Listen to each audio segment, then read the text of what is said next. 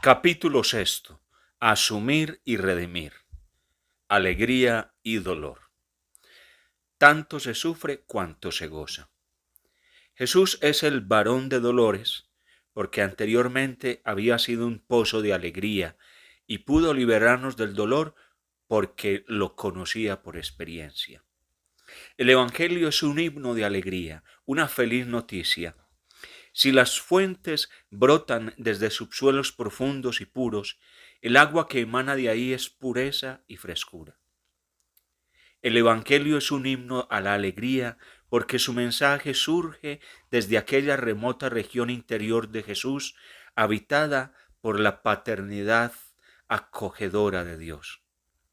En ese lago interior nacieron sus palabras y actos, revestidos de confianza y serenidad, y tenemos la impresión de que Dios fuese un inmenso seno materno que envolvía cálidamente a toda la humanidad.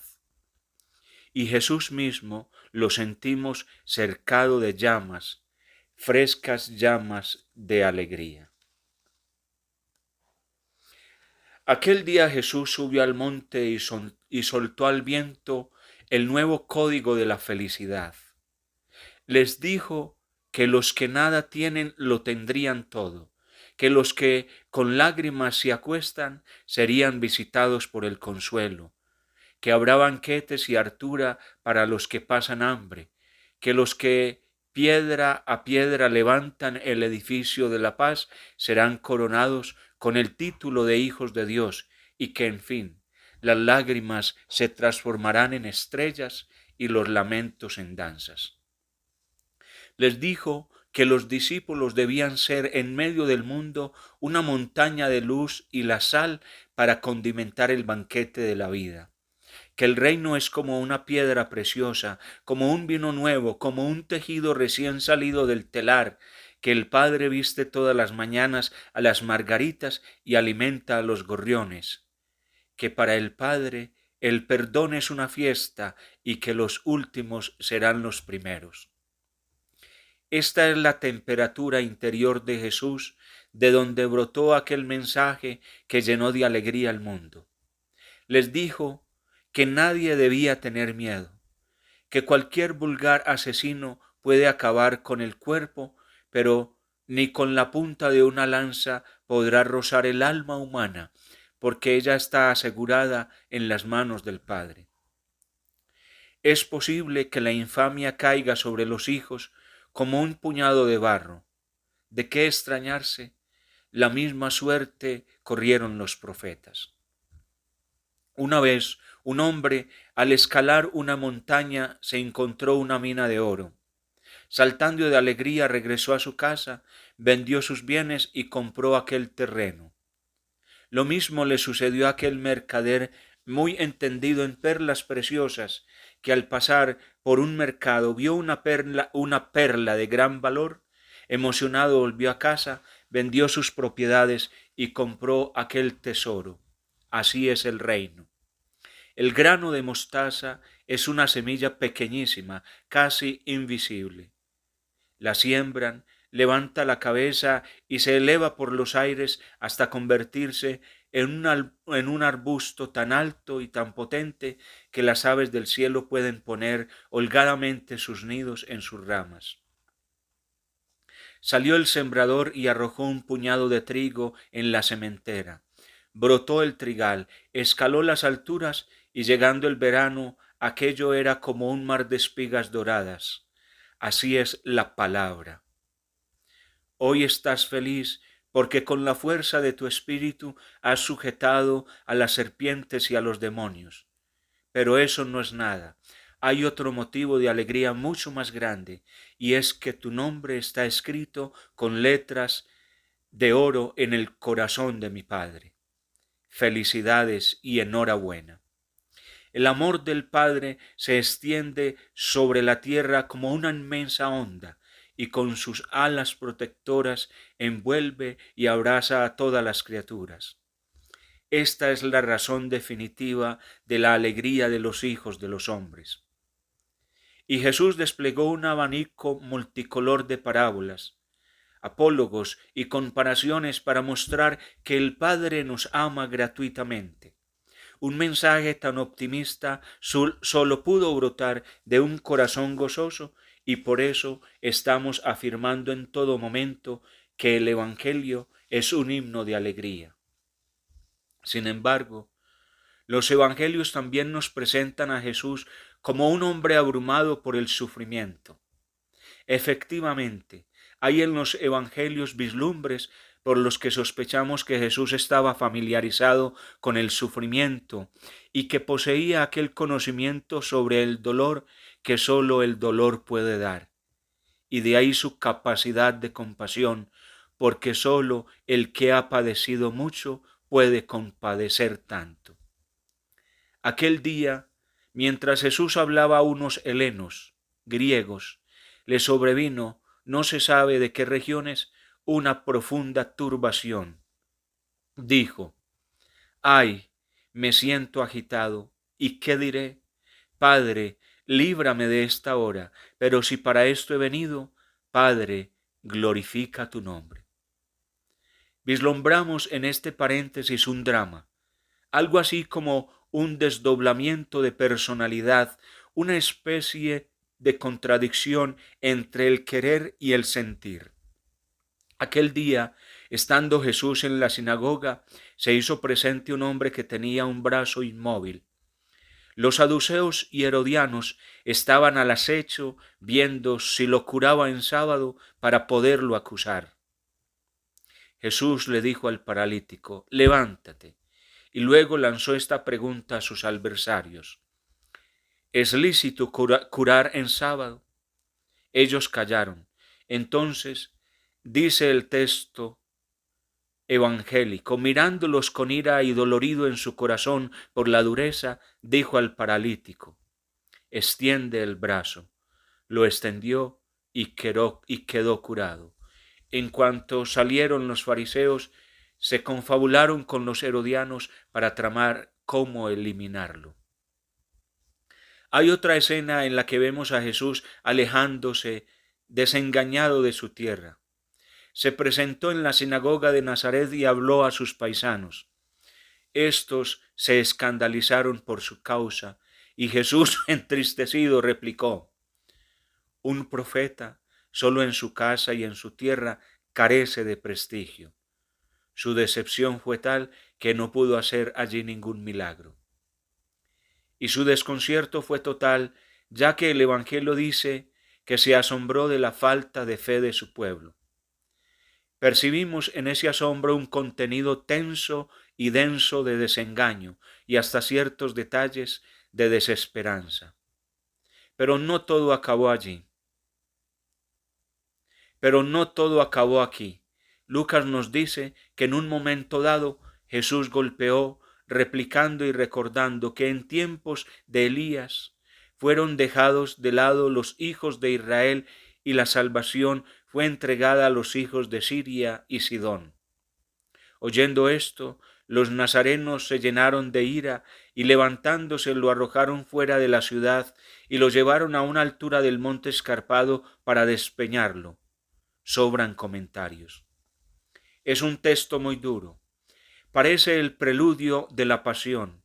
El dolor más agudo es sentirse portador de un mensaje de amor y al entregarlo y por entregarlo recibir la incomprensión, el rechazo, la condena y la ejecución.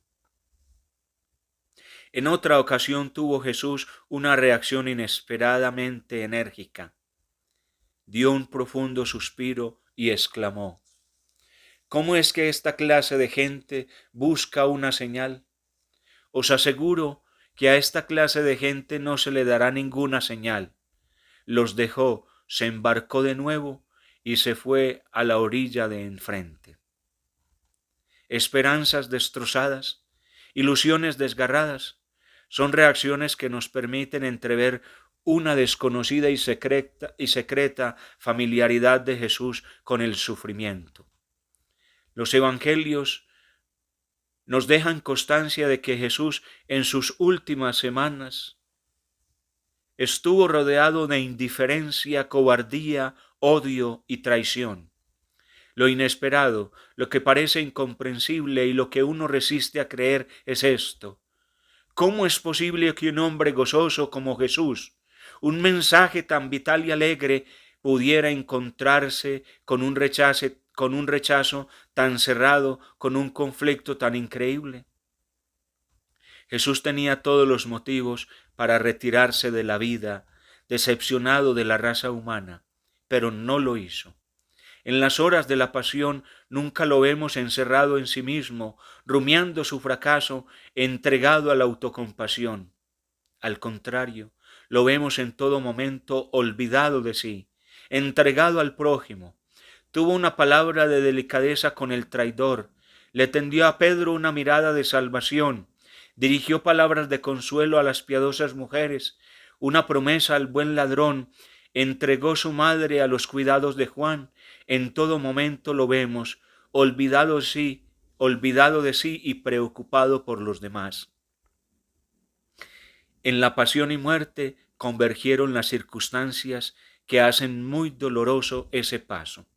En primer lugar, la pérdida casi total de sangre le produjo esa sensación desesperante que se llama deshidratación, como también una fiebre alta, una sed generalizada, el suplicio de la asfixia y una parcial confusión mental. En segundo lugar, Jesús morirá en plena juventud, y la muerte le cegaba los lazos más amables de la vida. No poder ya disfrutar del sol, de la primavera, de la gratitud de los humildes, de la convivencia con los discípulos y amigos. Todo queda cercenado, y esto, para un hombre vital como Jesús, resultaba particularmente doloroso. Enseguida, mirando hacia atrás y evaluando sus años de misionero, la impresión que saltaba a la vista era la de un fracaso completo, tanto en la Galilea, menos en los primeros tiempos como sobre todo en Jerusalén. Las muchedumbres veleidosas, como siempre, desertaron. La clase dirigente e intelectual, salvo contadas excepciones, lo calificó de transgresor de la ley, blasfemo y peligroso para la seguridad nacional, y lo desautorizaron a seguir viviendo. Uno de los discípulos lo traicionó, otro renegó de él y todos, abandonándolo, huyeron. Irónicamente, su muerte hizo que se reconciliaran y se congregaran los que nunca se sentaban a una misma mesa, Israel y Roma, el gobierno y el pueblo, Pilato y Herodes, y todos convinieron que este hombre no merecía vivir.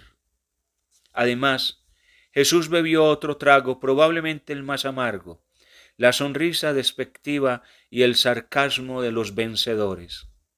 Al final hubo un detalle cruel. Herodes mató a Juan el Bautista, lo que permitió considerar su muerte como un martirio. A Jesús lo mataron los representantes de Dios. Juan muere por una apuesta absurda y frívola. Jesús, en cambio, es juzgado como blasfemo, condenado como tal y ejecutado. Mirando las circunstancias históricas en sí mismas, no hay por dónde encontrar un resquicio por el que se le pueda dar a Jesús una aureola de mártir o héroe. Simplemente fue ejecutado con ignominia. Estas circunstancias nos da el derecho a concluir diciendo que la pasión y muerte tuvieron el carácter de un derrumbamiento integral de una persona y su proyecto, y le hicieron merecedor del título de varón de dolores. Sufrir con Jesús. Después de decirnos que Jesús vivió rodeado de debilidad, la carta a los hebreos agrega que Cristo, sufriendo, aprendió a obedecer. Llama la atención el término obedecer. Nosotros comprobamos que aún hoy en día hay militantes ateos que sufren la tortura, incluso la muerte, sin inmutarse. Pero la palabra obedecer viene a indicar que Jesús asumía el dolor de una manera activa y personal, como una ofrenda consciente y voluntaria, y así dio a su sufrimiento una finalidad y un significado. Sufrir voluntariamente no significa que Cristo saliera a buscar de modo expreso el sufrimiento.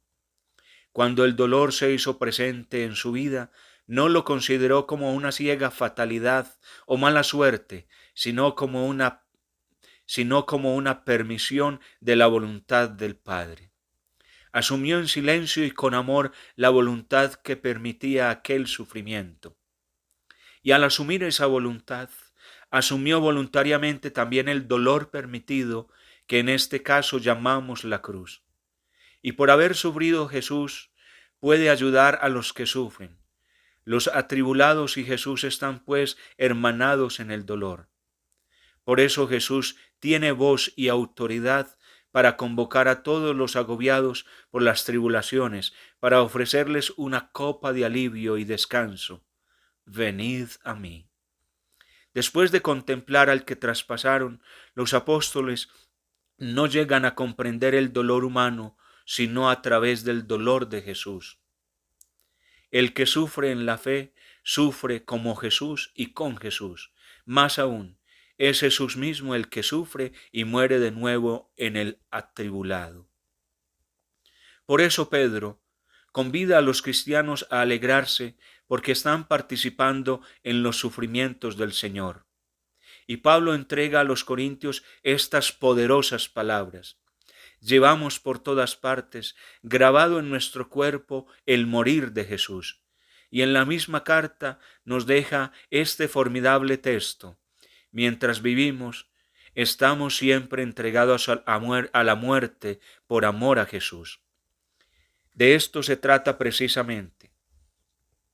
El que sufre con tal de que sufra en la fe, está sufriendo con Cristo y como Cristo, y además está participando del dolor y de la muerte del Señor. Es decir, es Jesús mismo quien está sufriendo y muriendo de nuevo, hermanado y convertido en una misma cosa con los agonizantes, inválidos y traicionados.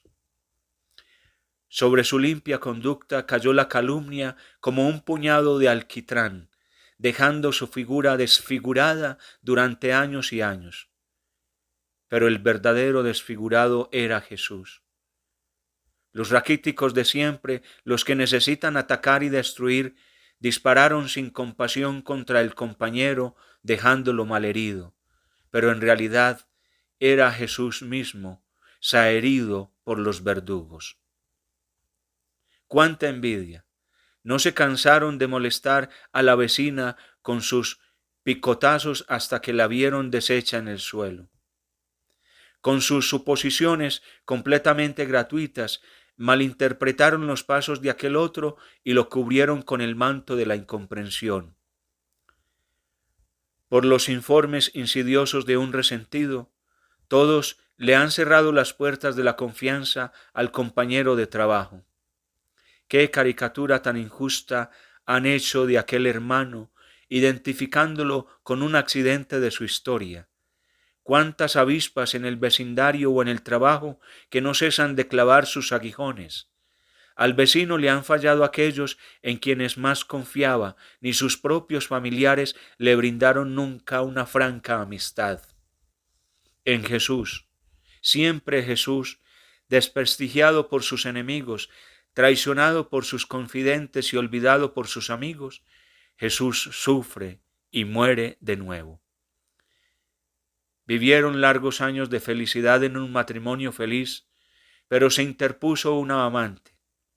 El marido, para justificarse, creó un conflicto artificial y la esposa fue abandonada para siempre.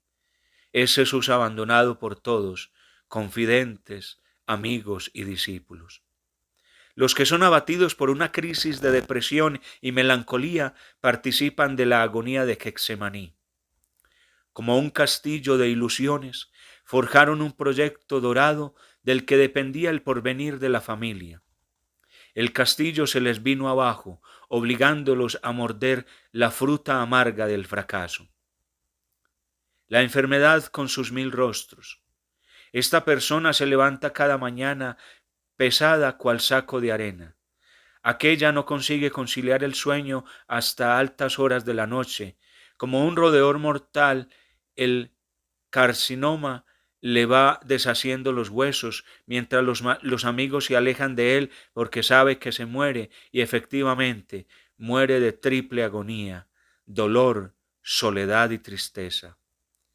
Una jaqueca cruel la deja postrada e inútil días enteros. Oh, las crisis de depresión, misterio de dolor y desventura, le han hecho todos los exámenes clínicos y no revelan nada.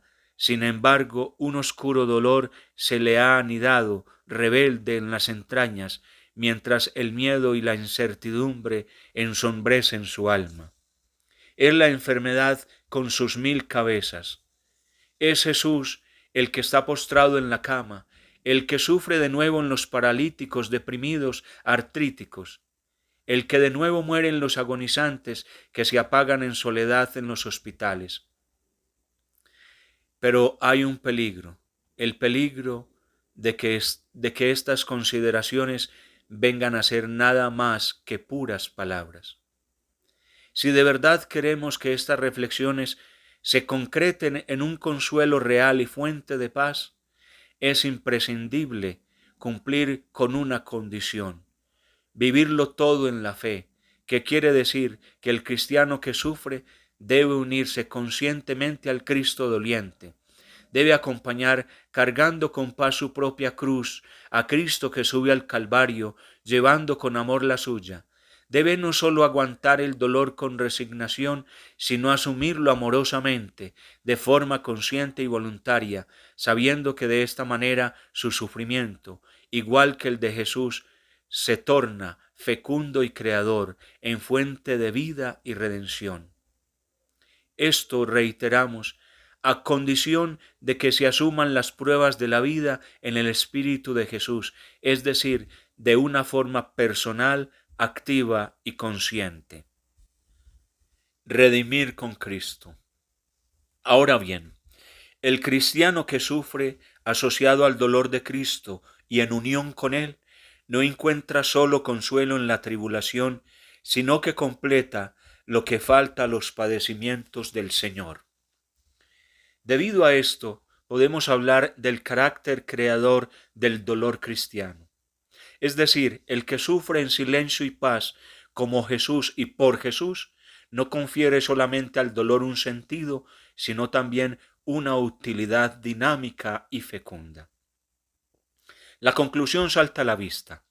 Si Jesús redimió al mundo aceptando silenciosamente el dolor, todo cristiano que se asocie a ese dolor con su propio sufrimiento participa del carácter redentor de Jesús, redime junto a Jesús. El sufrimiento de Cristo, aceptado con amor como expresión de la voluntad del Padre, ha engendrado un bien sumo, la redención del mundo. Y aunque es verdad que este bien es infinito y ningún hombre puede agregarle nada, sin embargo Jesucristo ha querido dejar abierto su propio dolor redentor a cualquier sufrimiento humano, a condición de que sea asumido con amor. Esta redención al mismo tiempo completa y siempre abierta nos introduce en el misterio esencial de la Iglesia, el cuerpo de Cristo. Es el marco y el espacio donde se completa lo que falta a los padecimientos del Señor, como dice Pablo. Somos miembros de una sociedad especial en la que ganamos en común y perdemos en común. Esta sociedad es como un cuerpo que tiene muchos miembros, pero que todos juntos forman una unidad.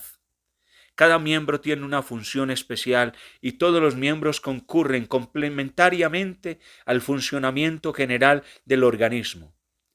Cuando se hiere el pie, ¿acaso dice la cabeza, yo no soy el pie, y lo deja sangrando? Cuando se enferma el oído, ¿acaso le dice al ojo, nada tengo que ver contigo? No, cada miembro ayuda a los demás porque todos juntos constituyen el organismo. ¿Qué sería del brazo si no estuviese adherido al cuerpo? ¿De qué valdrían los ojos sin el oído o los oídos sin los pies? Pero hay mucho más. Dice Pablo, si un miembro tiene un sufrimiento, todos los demás miembros sufren con él. Aquí está la cuestión. Si se lastima la uña del dedo pequeño, es posible que la fiebre se apodere de todo el cuerpo. Todos los miembros sufren las consecuencias. ¿Por qué la rodilla tiene que sufrir las consecuencias del dedo pequeño? Porque ganamos en común y perdemos en común. Perdió el dedo pequeño, perdieron todos los miembros. Sanó el dedo, sanaron todos los miembros.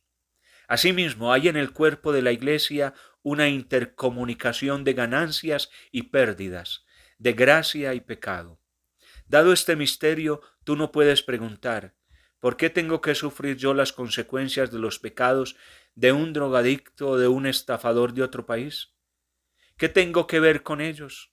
Sí, tengo mucho que ver, porque todos los bautizados del mundo estamos misteriosamente intercomunicados. Si ganas tú, gana toda la Iglesia. Si pierdes, pierde toda la Iglesia. Esta doctrina es una continuación, ampliación y perfeccionamiento de aquella intuición del profeta Isaías, sobre el siervo del Señor, figura cautivadora y doliente, sobre cuyos hombros el Señor cargó todos nuestros crímenes. Fue herido por los delitos de su pueblo, fue víctima de nuestras demasías, y los desvíos de los hombres causaron su martirio. En suma, el siervo está sufriendo por los demás, ha ocupado el lugar de los pecadores y ha asumido el sufrimiento que debería haber recaído sobre ellos. Sus cicatrices nos han curado. El siervo bajó silencioso al abismo de la muerte porque estaba expiando los pecados ajenos. Sobre este telón de fondo, la catequesis primitiva interpretó el acontecimiento del Calvario. Escondida entre los pliegues más arcanos del corazón humano, palpita una vocación de solidaridad instintiva y connatural para con la humanidad doliente y pecadora. Isaías fue el primero en entrar en esa zona, una de las más misteriosas del corazón humano, señalando la función sustitutiva y solidaria del siervo mediante su martirio. Esta panorámica ofrece al cristiano que sufre destellos de luz, pistas de orientación, horizontes abiertos y sobre todo un sendero luminoso para su diario vivir. En cierto sentido, podemos decir que el dolor ha sido vencido o que al menos ha perdido su más temible aguijón, el sinsentido. Yo estoy seguro de que hoy día viven entre nosotros innumerables siervos de Yahvé que están sufriendo por los demás y que colaboran con Cristo en la redención del mundo. Así como la comunidad primitiva no encontró otra explicación al desastre del Calvario, tampoco nosotros encontramos otra lógica que explique la pasión y la muerte de tantas personas de hoy en día, sino la figura misteriosa del siervo de Yahvé que carga sobre sí los sufrimientos ajenos y sufre por los demás. Yo he visto y estoy viendo innumerables veces cómo se repite y se vive a diario el misterio del siervo doliente que sufre por los demás. He conocido familias piadosas que vivieron siempre según las exigencias de una fe consecuente y ahora de pronto les ha caído una cadena de infortunios, accidentes de carretera, muertes prematuras, injusticias, quiebras económicas. No hay otra explicación, están sufriendo por los demás. He conocido santas madres de familia que durante largas épocas llevaron una vida intachable y ahora, de repente, han sido visitadas por la incomprensión, la calumnia, la traición o una cruel enfermedad. Si Dios es justo o si existe la justicia inmanente, esto es incomprensible. No hay otra explicación sino esta. Están sufriendo por los demás. He visto criaturas pequeñas, sin culpa ni malicia, marcadas para siempre por la invalidez o por la enfermedad. Trabajadores que por intrigas políticas fueron despedidos, quedándose sin pan y con 8 hijos en la casa. Basta asomarse a los pabellones de un hospital para ver cuántos enfermos se consumen lentamente durante años y años, hasta extinguirse por completo en una cama. Basta recorrer cualquier calle y entrar casa por casa para encontrarnos con centenares y millares de víctimas de la mentira, la traición, enfermedades incurables, agonías dolorosas. Sabiéndolo o sin saber, están sufriendo y muriendo por los demás, con Cristo y como Cristo, cargando sobre sí las cruces de la humanidad. Me diréis que esto es incomprensible, que es absurdo, que no tiene lógica. Desde luego, si miramos las cosas a través de un prisma de normalidades, todo esto atenta contra el sentido común y está en contra de la equidad y de la justicia. Pero después de lo que sucedió en el Calvario, después de que Dios extrajo de la muerte la vida y el fracaso total, el triunfo definitivo, todas las normalidades se vinieron abajo, las lógicas humanas se las llevó el viento, subieron y bajaron las jerarquías de valores, se hundieron para siempre las coordenadas del sentido común. Definitivamente, nuestras medidas no son sus medidas, ni sus criterios nuestros criterios. El Calvario es una revolución de todos los valores. Al final todo es cuestión de fe. Sin ella no se entiende nada. Es mejor pues cerrar los ojos, quedarse en silencio y adorar. Satisfacción y gozo. Agregaré una experiencia personal. He presenciado en los hospitales y repetidas veces la siguiente escena. Cuando yo les explicaba a los enfermos incurables cómo estaban compartiendo los dolores del crucificado y cómo estaban acompañándolo en la redención del mundo, he visto, mientras ellos miraban fijamente el crucifijo, cómo sus rostros se revestían de una paz inexplicable y, por qué no decirlo, de una alegría misteriosa. Seguramente sentían que valía la pena sufrir porque habían encontrado un sentido y una utilidad al sufrimiento. Es decir, su dolor tenía ya un carácter creador, como el dolor de la madre que da a luz. Yo no sé si a esto se le podría llamar alegría en el dolor. En todo caso, es la victoria y la satisfacción de quien ha arrancado al dolor su aguijón más terrible, el sinsentido, la inutilidad. Un enfermo inútil para todo, cualquier otro atribulado por las penas de la vida, toma conciencia de que en la fe y en el amor está participando activamente en la salvación de sus hermanos, está realmente completando lo que les falta a los padecimientos del Señor, de que su sufrimiento no es sólo útil a los demás, sino que cumple un servicio insustituible en la economía de la salvación, de que está enriqueciendo a la Iglesia tanto más que los apóstoles y misioneros, de que su sufrimiento asumido por amor es el que abre el camino a la gracia más que cualquier otro servicio, de que los que sufren con fe y amor hacen presente en la historia de la humanidad la fuerza de la redención más que ninguna otra cosa, y en fin, de que están impulsando el reino de Dios desde dentro hacia adelante y hacia arriba. ¿Cómo no sentir satisfacción y gozo? Con el recorrer del tiempo, tu nombre desaparecerá de los archivos de la vida. Tus nietos y bisnietos serán también sepultados en el olvido y sus nombres se los llevará el viento. De tu recuerdo no quedará más que el silencio. Pero si has contribuido a la redención del mundo, asociándote a la tarea redentora de Jesús con tu propio dolor, habrás abierto surcos indelebles en las entrañas de la transhistoria que no los borrarán ni los vientos ni las lluvias. Habrás realizado una labor que trasciende los tiempos y los espacios. ¿Cómo no sentir satisfacción y gozo?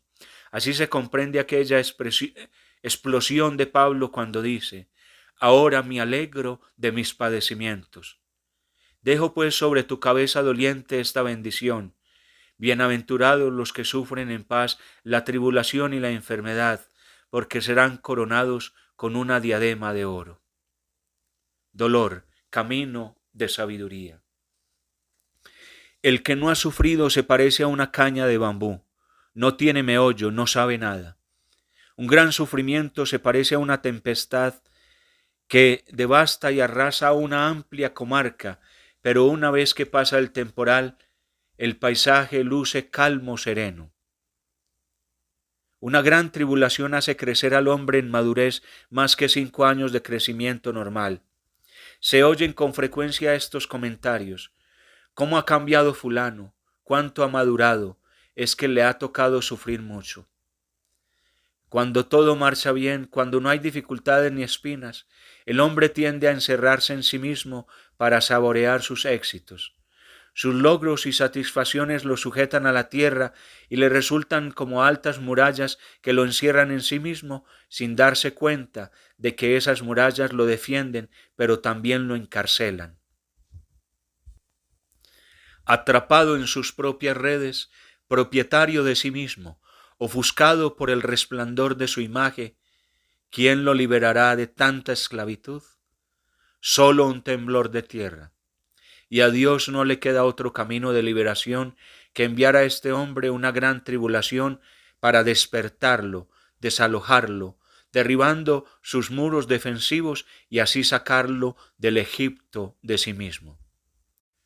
Cuando la enfermedad o la tribulación se enroscan en la cintura del hombre, en ese momento el atribulado llega a comprender que todo en la vida llega a ser como una vana quimera. Como consecuencia se despluman las ficciones, se destiñen los atavíos artificiales y el hombre despierta, no sin desengaño, a la realidad verdadera. Sin sufrimiento no hay sabiduría, pero la tribulación le resulta tan amarga que el hombre no quiere saber nada de eso y vuelve la cara a otra parte. Generalmente sucede lo siguiente: cuando los golpes caen por sorpresa sobre el hombre, le envuelven como en una polvareda emocional y no ve nada. En ese momento es muy difícil disponer de una mirada de fe, porque el hombre no ve a primera vista más que la fatalidad cósmica o la perversidad humana. Le parece que todo sucede al azar, inexorablemente, y que detrás de los acontecimientos no hay nada ni nadie. Pero después de un cierto tiempo, al tomar una razonable distancia y perspectiva y tender una larga mirada, la mirada de la fe, en ese momento el hombre comienza a comprender que lo que sucedió fue una pedagogía divina y en el fondo una predilección liberadora. Si te detienes un momento, miras atrás en tu vida y reflexionas un poco, descubrirás que tantos acontecimientos dolorosos de tu pasado, que en su momento te parecían desgracias, hoy al cabo de 10 años estás comprobando que te han traído mucha bendición, desprendimiento y libertad interior.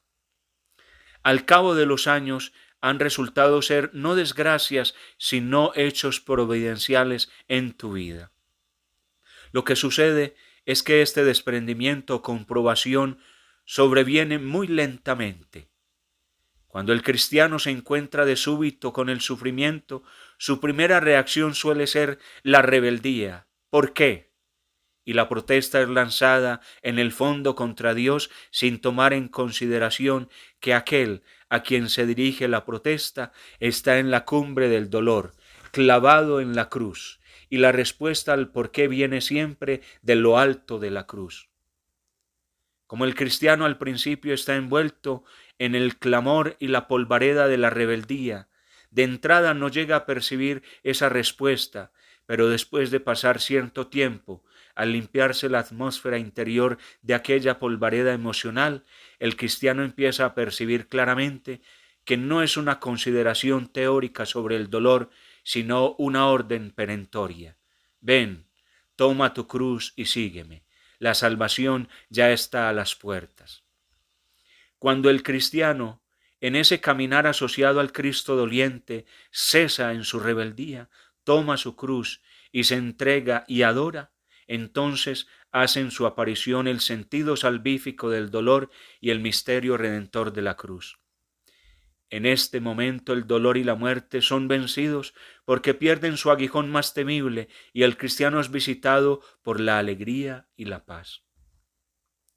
En la historia de Israel, los 4 siglos que siguieron al pequeño imperio davídico fueron los siglos más decadentes, llenos de apostasías y de infidelidad.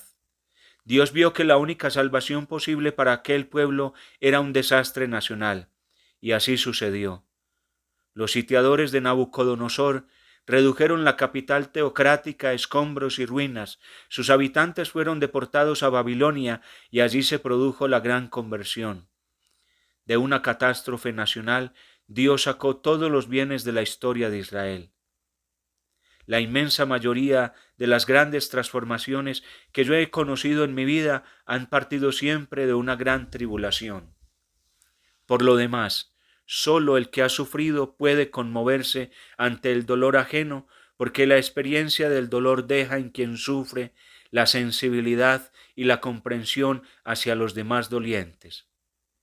El que tiene la experiencia del dolor siente ante el sufrimiento ajeno un movimiento o estremecimiento del corazón, una donación desinteresada del yo, una inclinación de todo el ser hacia el que sufre. Bajando de Jerusalén a Jericó, yacía en el suelo un hombre asaltado y agredido por los ladrones. Pasaron por allí gentes importantes, lo vieron pero continuaron el viaje. Por casualidad, pero pasó también un samaritano. Este se detuvo, socorrió al herido y lo atendió solícitamente. Interesante. Solo se compadece el que padece, un samaritano, un despreciado, uno que sufre. Frente a la pregunta, ¿quién es mi prójimo?, Jesús viene a responder, el amor no es una teoría, sino un movimiento del corazón, y solo al que ha sufrido se le mueve el corazón, se conmueve porque de alguna manera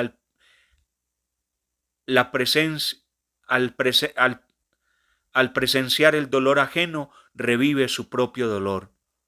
Este es uno de los frutos positivos que deja el sufrimiento en quien sufre.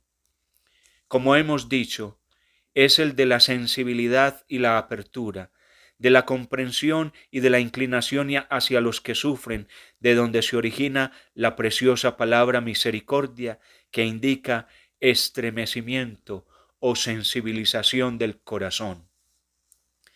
Y de esto se trata. Antes de mover los brazos es necesario que haya un movimiento del corazón, una donación desinteresada del yo, una inclinación de todo el ser, como en el caso del samaritano.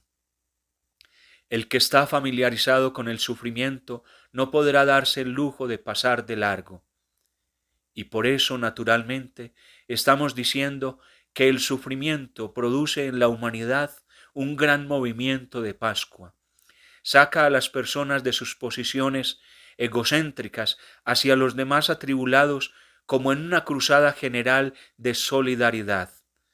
Por esta razón, el Concilio Vaticano II dirá también que el cristiano no puede encontrar su plenitud si no es en la entrega de sí mismo a los demás.